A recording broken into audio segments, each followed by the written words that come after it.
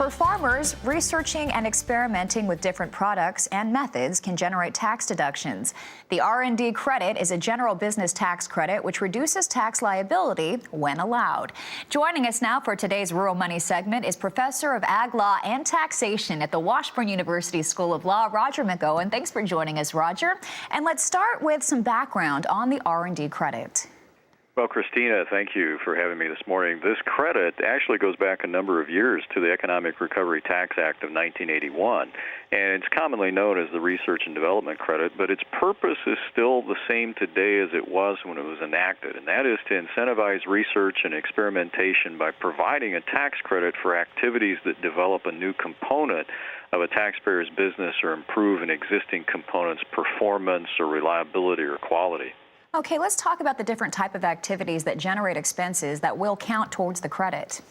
Yeah, there actually is a wide array of activities on a farm that can generate what we call qualified expenses for the R&D credit.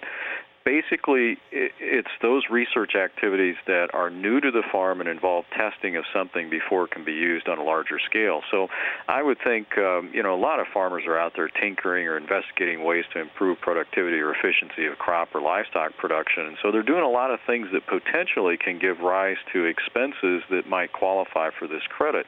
New fungicide and seed treatment in an attempt to control insect disease, maybe testing of those things, testing precision planting equipment to see if it increases efficiency or yield, trying out organic fertilizer or experimenting with a cover crop and its impact on soil fertility, soil erosion, new cultivation techniques, irrigation techniques, weed and pest management techniques, experimenting with crop genetics, so forth and so on. I think you can see there's a wide array of activities that potentially will qualify expenses for the credit.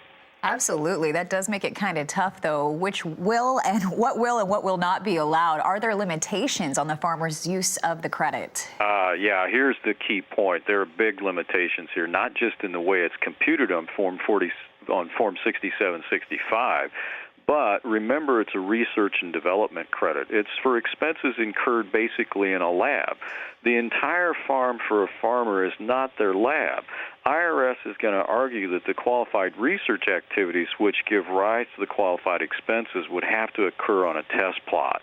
And so those expenses that you incur, including wages and the cost of chemicals and fertilizer and seed and so forth, are going to have to be allocated to the specific area of the test plot. That's going to result in a pretty small number for most farmers, especially in the Midwest.